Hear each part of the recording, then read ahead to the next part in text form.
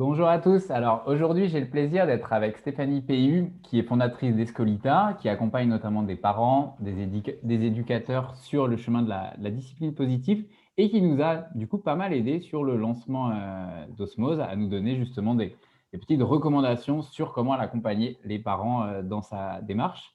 Est-ce que tu peux te présenter? Tu vas te présenter beaucoup mieux que moi je l'ai fait et nous dire un petit peu ce que tu fais à l'heure actuelle, Stéphanie. Oui, alors bonjour Benjamin, bonjour à tous. Donc je suis Stéphanie Péhu et je suis formatrice en discipline positive.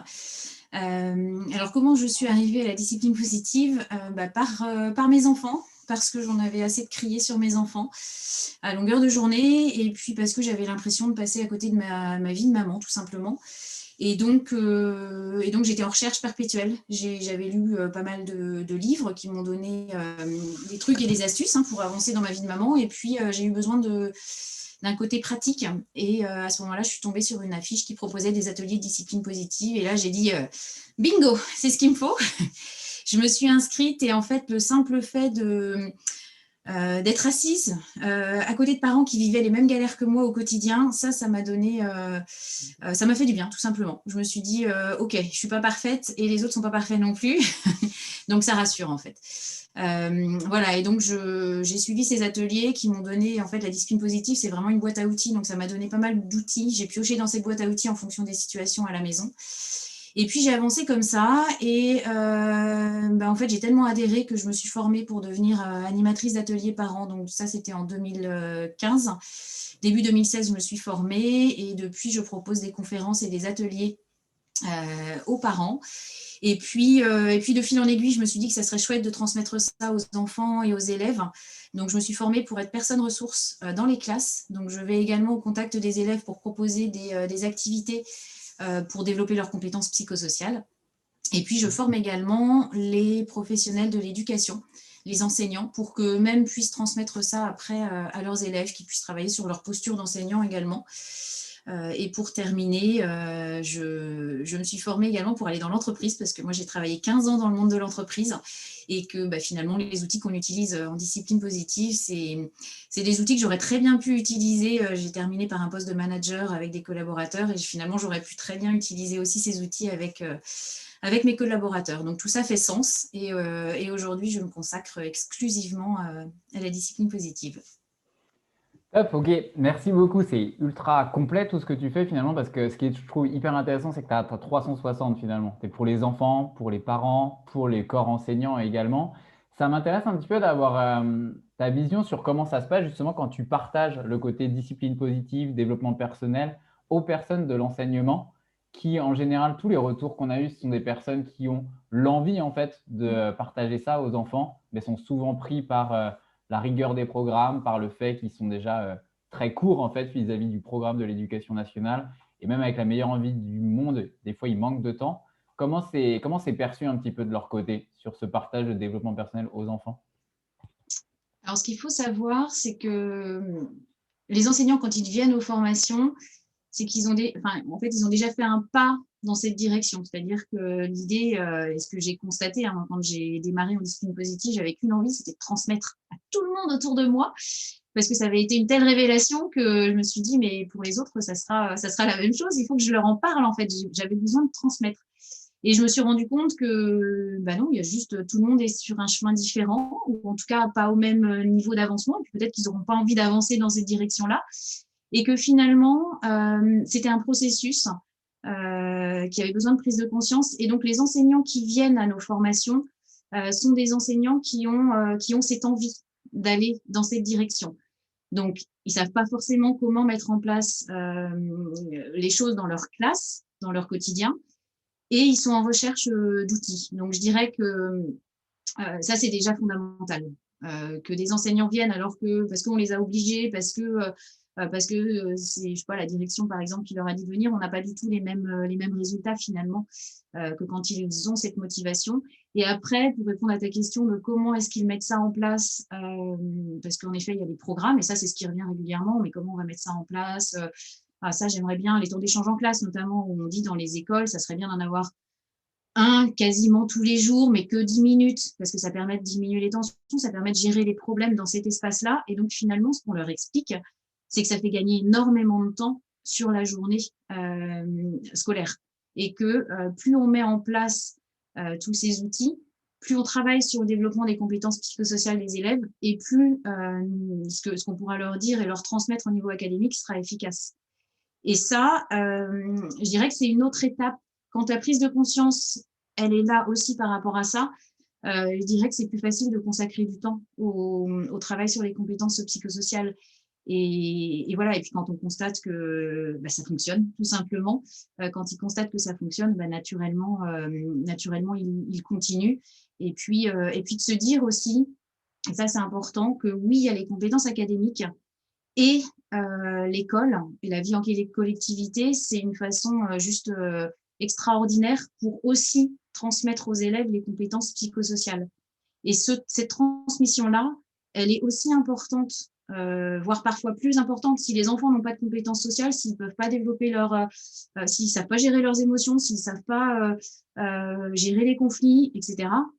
Ils seront incapables d'avancer dans le monde du travail, ils seront incapables d'avancer dans leur vie. Donc finalement, j'espère que la prise de conscience au niveau de l'éducation nationale notamment, on sent qu'il y a des choses qui bougent, donc c'est plutôt encourageant, mais ça serait bien que ça soit plus généralisé, parce que voilà, c'est fondamental aujourd'hui pour l'éducation de nos enfants. Mais on sent que ça bouge sur le terrain, donc c'est encourageant. C'est tout petit, hein, ça commence, mais ça frémit. C'est bon signe parce que tu es la deuxième personne comme ça que j'interviewe là en 2 jours sur cette thématique-là, et on sent que de plus en plus il y a des retours comme ça, comme quoi ça bouge. C'est tout petit, comme tu dis, tout le monde le dit, que c'est tout petit, mais que mine de rien, il y a un début de quelque chose. Et si ça commence à arriver un petit peu dans l'éducation nationale, comment c'est perçu par les parents d'élèves justement, s'ils ont des enseignants qui commencent à enseigner ça un petit peu à leurs enfants qui vont à l'école? Comment les parents d'élèves le perçoivent, et comment tu vois un petit peu, si on s'axe plus sur les parents là justement, comment ils voient ça un petit peu les parents de ah bah oui, à mon enfant en fait, on peut, ça s'apprend de gérer ses émotions, et ça je peux l'apprendre à mon enfant en fait dès l'âge de 6-7 ans. Alors le lien entre école, parents et par rapport à ces transmissions d'outils, alors moi j'ai pas de contact forcément direct avec les parents quand j'interviens dans la classe des enfants. Et en même temps, j'ai des enfants qui reviennent, et ça, c'est assez chouette, me voir après. Ah tiens, regarde, j'ai fait ça sur les émotions avec ma maman ce week-end. Je me rappelle en particulier d'une petite fille, là, quand tu me parles de ça, je vois cette petite fille qui revient et qui me montre les visages des émotions qu'elle avait fait avec sa maman, parce que justement, il y avait un lien de fait par les enseignants. Et à nouveau, on est dans cette dynamique-là. Moi, c'est ce que je dis à chaque fois, hein, mon intervention, c'est 3/4 d'heure. Quand je vais dans les classes, c'est 3/4 d'heure par semaine. Donc, autant dire que cette intervention, si elle n'est pas relayée après et intégrée au quotidien par les enseignants, ça n'aura pas du tout le même impact. Et donc, ces enseignants-là, on parle aussi aux parents de ce qui se passe dans la classe, et de mes interventions, de ce qu'ils peuvent éventuellement travailler avec les enfants à la maison. Et là, ça fait sens, ça fait complètement sens, puisque quand on associe en effet ce qui se passe à l'école et à la maison, on a le même discours. Donc, naturellement, c'est tout bénéfice pour les adultes et puis pour les enfants aussi. Donc, ça, c'est quelque chose de très chouette que je vois. Et puis, il y a aussi des écoles qui, là, c'est l'intégration complète de la discipline positive, je dirais, où on forme l'équipe enseignante. On peut intervenir dans les classes ou les enseignants directement. Et on forme également les parents, c'est-à-dire qu'il y a des ateliers parents aussi. Donc, et là, je dirais qu'on entend tous la même chose. Et ça fait vraiment sens, comme je disais tout à l'heure, avec ce que vit l'enfant, et à l'école et à la maison. Et c'est hyper intéressant parce que justement, ce que tu disais sur le côté, même si c'était, imaginons, dans le monde idéal, entre guillemets, ça serait enseigné à l'école, s'il n'y a pas de suivi derrière avec les parents au quotidien, finalement, ça va avoir moins d'impact. Et c'est justement ce qu'on veut faire. C'est vraiment notre mission qu'on se donne avec Osmose, de pouvoir l'intégrer en fait dans les foyers familiaux, et que ça devienne vraiment quelque chose de normal. Comme j'aide mon enfant à apprendre à écrire, à lire, finalement, bah, je lui apprendre aussi au quotidien à gérer ses émotions. Est-ce que pour ces parents qui découvrent un petit peu cette thématique-là, tu aurais des conseils, des recommandations, des pratiques simples finalement à partager, qu'ils peuvent mettre en place dans leur quotidien justement pour ouvrir leurs enfants au développement personnel, à tout ce qui est gestion des émotions, confiance en soi, etc. Alors la première, alors déjà on donne pas forcément de conseils, mais c'est plus enfin c'est vraiment ce que je disais tout à l'heure, la prise de conscience. Et c'est pour ça qu'on travaille énormément. On vit en fait les activités quand on fait D'ailleurs on parle pas de conférences quand on donne des conférences, on parle ateliers conférences, parce qu'on est vraiment dans la pratique, dans l'interactivité. Donc les enfants se mettent dans la peau les parents pardon se mettent dans la peau des enfants et là vont s'approprier des outils de façon beaucoup plus concrète que si on était juste là pour leur dire il faut faire comme ça et puis donc vous allez mettre cet outil en place comme ça. C'est pas voilà, on suit pas une étape, première étape, deuxième étape, troisième étape. On est vraiment dans cet esprit de boîte à outils et on se rend compte aussi que la première chose, c'est la prise de conscience et le travail sur sa posture de parent. Donc de se dire finalement qu'on est modèle des compétences qu'on va transmettre à nos enfants. Et donc tout ce que l'on va pouvoir mettre en place va aider nos enfants à développer ces compétences. Donc là, je m'explique sur un exemple. On parlait de la gestion des émotions. On travaille la gestion des émotions en atelier parent. On parle du cerveau en utilisant le cerveau dans la paume de la main de Daniel Ziegel pour expliquer ce qui se passe dans notre cerveau quand on commence à être énervé. Parce qu'on a beau avoir des outils positifs, on a beau vouloir faire le meilleur, il y aura toujours des moments où ça va partir, on va exploser et puis on ne va pas pouvoir gérer nos émotions. Et ce qu'on dit aux parents aussi, et ça j'ai trouvé ça chouette en tant que maman quand je suis arrivée dans les ateliers, c'est qu'on n'est pas parfait. Il faut avoir le courage d'être imparfait. Donc ça c'est important et ça m'a enlevé un poids juste énorme. Et j'aime bien le dire aux parents qui viennent aux ateliers. Donc il y aura toujours des moments où on est stressé, fatigué et ça va partir. Et c'est de se dire comment est-ce que je gère ça, déjà moi en tant que parent. Et quand on apprend à gérer ça, c'est notamment via le temps de pause, pour te donner un petit outil, ça c'est un outil qui vient avant tous les autres en discipline positive, c'est de prendre le temps de se reconnecter à ses émotions, prendre le temps de se reconnecter avec sa rationalité pour être à nouveau disponible avec la personne qu'on a en face de nous, que ce soit un enfant ou un adulte, parce que finalement tout ce qu'on travaille, c'est autour des relations sociales, mais que ce soit adulte ou enfant. Et donc ce temps de pause pour redescendre, pour se recentrer. Et à cette occasion-là, on parle justement du travail sur les émotions, de savoir, nous, en tant qu'adultes, nommer nos émotions, de mettre, plutôt que parler de peur, de colère, de tristesse. Alors, c'est des mots qu'on peut utiliser, bien sûr, et c'est de se dire aussi, on a tout un panel de vocabulaire et de mots précis. La colère, elle peut être déclinée de plein de façons différentes. Et donc, de se dire, je vais utiliser le mot précis pour m'exprimer auprès de mon enfant, pour lui apprendre à développer son vocabulaire autour des émotions. Et c'est de cette façon-là, en fait, c'est la meilleure façon de transmettre à nos enfants, de travailler les émotions avec nos enfants. Donc, plus que, voilà, tu me demandais un outil, si j'avais une idée d'outils qu'on pouvait transmettre et que les parents pourraient mettre en place, c'est déjà ce travail important sur soi et de se poser la question tout simplement de qu'est-ce que j'ai envie de transmettre à mes enfants. Est-ce que quand je m'énerve, j'ai envie qu'ils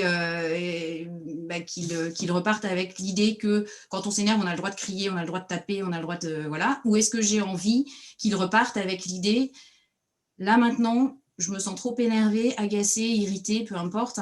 Je vais faire un temps de pause et je te propose qu'on en reparle quand on sera tous les deux calmés. Voilà, par exemple. C'est top parce que ça me fait la transition parfaite avec la question suivante. Sur les box osmose, tout le concept vient de ce qu'on appelle l'éducation collaborative. On en avait parlé un petit peu avant. Ce qu'on entend par éducation collaborative, c'est justement que l'information ne soit pas que descendante et que ce soit le parent qui explique aux enfants comment gérer ses émotions, mais finalement qu'elle soit collaborative, qu'elle soit ensemble et que les parents puissent montrer entre guillemets un petit peu l'exemple tout en gardant cette notion de justement, je ne suis pas parfait. Qu'est-ce que ça t'inspire, ce côté éducation collaborative? Qu'est-ce que tu en penses justement de faire ce travail dans un cocon familial tous ensemble avec les enfants? Personnellement, je trouve que ça fait vraiment sens. Et puis, dans la dynamique de ce que propose la discipline positive, c'est complètement en lien, puisque l'idée, c'est vraiment d'être... on parle notamment des temps d'échange, on met en place les temps d'échange en famille. L'idée, c'est vraiment de partager. C'est d'être d'être vraiment sur la même longueur d'onde. Et le projet que tu m'avais présenté, Osmose, cadrait complètement avec cette idée-là, et c'est de se dire on parle la même langue, en fait, on parle le même langage, et on se comprend. Quand tout à l'heure je parlais du cerveau qu'on explique en atelier aux parents, où on représente le cerveau par le point, et on dit que quand ça va plus, on pète les plombs et on est comme ça, en fait. Et que là, notre cortex préfrontal qui est ici, il n'est plus du tout en lien avec les émotions qui sont ici. Et donc, tout ça pour donner cet exemple de quand on le présente aux enfants, il y a une petite vidéo qui est très bien faite pour le présenter aux enfants. Et même nous, en tant qu'adultes, on peut leur expliquer très facilement le cerveau. Ils comprennent très vite, les enfants. Et c'est de se dire, tiens, on a ce code-là. Oula, là, moi, je suis comme ça. Et l'enfant, tout de suite, il sait que c'est peut-être pas le moment d'aller voir le parent. Donc, oui, c'est essentiel. Et puis, ça permet d'éviter ce côté vertical du parent, sachant quelque part. L'enfant sait aussi, et l'enfant, d'ailleurs, peut aussi transmettre et apprendre des choses à son parent. Donc ça, cet échange-là est juste super, dans une famille, de considérer qu'on apprend les uns des autres. Et c'est dans ce sens-là aussi qu'on va remettre en question un peu le schéma qui est en train d'évoluer, mais qui pouvait être très vertical avant, de l'adulte qui sait et qui transmet à l'enfant. Non, là, on arrive dans un système plus horizontal. Ça ne veut pas dire qu'on est à égalité avec les enfants, on a des responsabilités qui sont différentes. Et en même temps, on traite avec respect l'enfant également, et on accepte aussi qu'il nous transmette des choses qu'on ne connaît pas forcément. Ça me fait sourire parce qu'on a une phrase qui est revenue énormément avec tous les parents qu'on avait interviewés avant le lancement d'Osmose. Et la phrase qui revenait dedans, c'est mon enfant, finalement, c'est mon meilleur coach. Et cette phrase-là, vraiment, elle ressort. C'est incroyable comment elle ressort tout le temps. Et ça se voit aussi bien sur le langage non verbal, d'ailleurs, des parents quand on prononce cette phrase-là, ou directement, ça les frappe, en fait, finalement, ce côté. Ah bah oui, en effet, en fait, c'est vrai que mon enfant, il me challenge pas mal et c'est mon meilleur coach, en fait, pour le coup. Ça me fait rebondir, ça me fait penser à un témoignage d'un papa qui était venu à nos ateliers et qui m'a dit à la fin, mais en fait, quand je suis arrivée aux ateliers, j'avais en tête de changer mes enfants, et en fait, j'ai compris que c'était d'abord à moi de changer.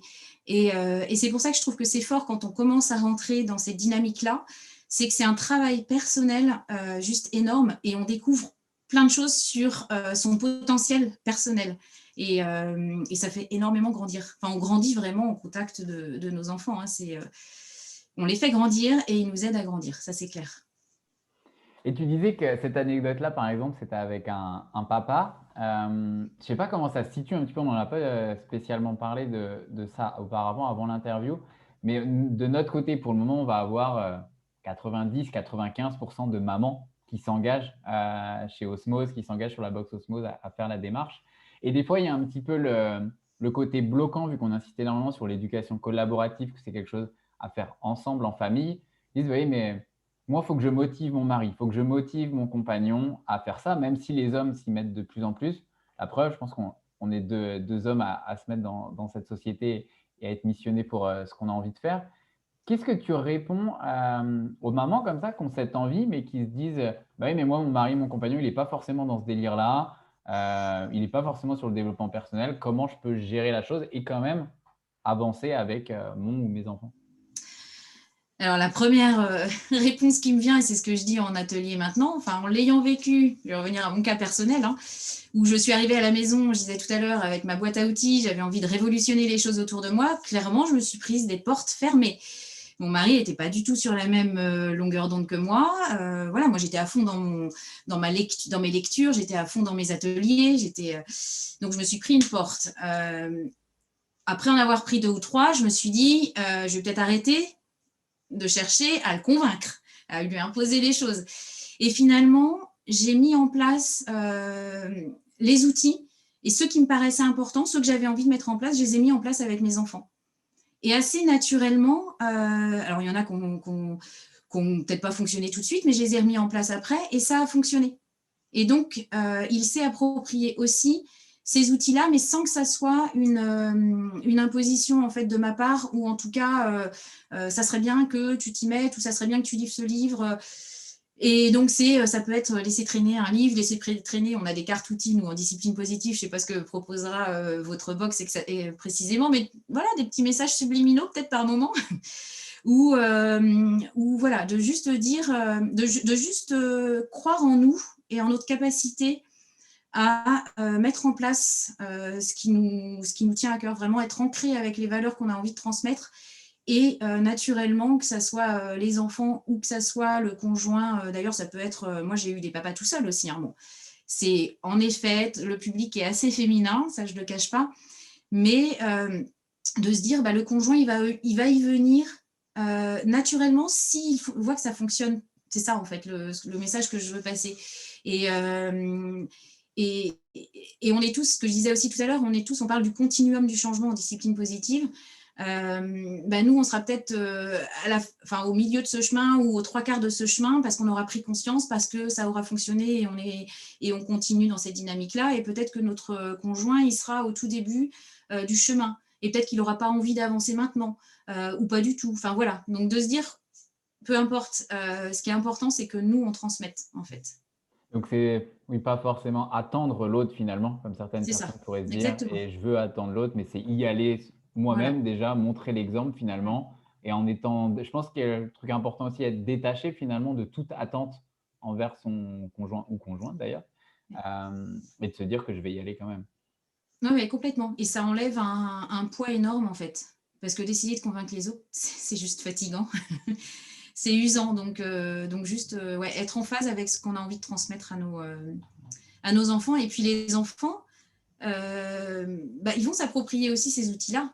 Donc ils vont aussi être en capacité de le transmettre à la personne qui est un peu moins dans cette dynamique. Et juste une dernière question pour clôturer cette interview, Stéphanie, que j'aime bien poser à toutes les personnes là qu'on a pu interviewer depuis le début. Il y a beaucoup de, on en avait parlé ensemble, beaucoup de culpabilisation finalement auprès des parents sur la parentalité bienveillante, où ils se culpabilisent eux-mêmes de j'ai lu ce livre-là, j'ai essayé de mettre en place cet exercice, mais ça n'a pas marché, mince, c'est moi qui fais mal. Ou à l'inverse, il y a ce côté j'en fais pas assez et du coup je pourrais faire encore mieux, etc. Et on a découvert quand même un gros côté culpabilisation qui est en plus doublé des fois du côté isolement, comme tu le disais au tout début où tu es un petit peu tout seul dans ton cocon et tu dis que tu es toute seule à avoir ce type de problème-là. Si tu avais un message à partager pour terminer cette interview à toutes ces mamans et même papas qui essayent de faire des choses, qui essayent de faire des choses dans le dev perso, mais qui des fois ça ne marche pas, des fois ça foire les trucs sur la gestion des émotions, des fois même les exercices qu'on va proposer nous ou les activités qu'on propose avec Osmose, des fois elles marchent pour des parents, des fois elles marchent moins bien pour d'autres. Et du coup ils se culpabilisent, ils disent c'est moi qui ai mal fait ou autre. Quel message tu pourrais leur partager de soutien ou de challenge pour terminer cette interview? Le courage d'être imparfait. Et c'est ce qu'on passe vraiment. Déjà, le simple fait d'essayer de se dire que c'est génial, en fait, et qu'on transmet quelque chose à nos enfants. Et si on n'y arrive pas, on dit aussi que les erreurs, c'est de merveilleuses opportunités d'apprentissage. On peut tout simplement dire à nos enfants, là, je vois que ça ne fonctionne pas. Et d'y réfléchir tout simplement aussi avec lui. Et tout à l'heure, tu parlais de la bienveillance. On insiste là-dessus aussi, c'est un concept fondamental en discipline positive, c'est d'associer la bienveillance et la fermeté. La bienveillance, c'est pas la gentillesse à tout va, c'est pas l'absence de cadre, c'est pas l'écoute sans limite. Si on devait remplacer ce mot par un autre mot, ça serait la connexion à l'autre. Et elle est indissociable de la fermeté. La fermeté, c'est la pose du cadre et c'est aussi le respect de nous en tant qu'adultes. Et ça, c'est vraiment important. Je ne réponds pas forcément, j'étais en train de réfléchir à ta question, mais en tout cas, de se dire que quand on cherche, tu as commencé comme ça en parlant de la bienveillance, quand on cherche à n'être que dans la bienveillance, on s'oublie aussi, nous, en tant que parents. Et de se dire que tout ce qu'on mettra déjà en place pour nos enfants, c'est un pas énorme de fait vers eux et de s'encourager en fait personnellement aussi par rapport à ça. J'ai essayé, ça n'a pas fonctionné. Tant pis, je vais essayer un autre outil ou peut-être que ça fonctionnera plus tard. Mon enfant, il est peut-être pas prêt à ça. Donc c'est vraiment de déculpabiliser, même si c'est super dur dans notre société de déculpabiliser, qu'on a un poids énorme, mais de se dire, et ça on l'entend souvent aussi, que l'éducation positive c'est usant pour les parents. Moi j'ai encore fait une conférence sur le burn-out parental là, il y a 2 jours. Les parents qui s'en mettent trop en fait, qui se mettent beaucoup trop de pression autour de tout ça. et qui finalement n'arrivent plus à vivre de bons moments avec leurs enfants. Donc non, moi j'aurais un mot, c'est de s'encourager, de se dire que c'est déjà très chouette ce que l'on fait et qu'il y a des moments où on sera plus fatigué et que ça sera juste pas possible dans notre quotidien. Voilà. Même si, je dis que ça sera pas possible dans notre quotidien, même si au fur et à mesure, on s'approprie les outils et ça va devenir plus automatique et on va avoir un réel changement et on pourra plus revenir à notre posture, à la posture qu'on avait avant parce qu'on sait que ça fonctionne pas, tout simplement. Top, bah écoute, très belle conclusion, Stéphanie. Merci beaucoup pour ton temps que tu nous as accordé sur cette interview. On peut te retrouver sur escolita.fr. Et puis, si tu veux partager sur tes futurs projets ou autres, si tu as un dernier mot à partager, mais en tout cas, merci pour ton temps. Bah, écoute, je vais lancer les ateliers parents en septembre sur Angers en présentiel, parce que là, ça fait quelques temps qu'on les fait en visio.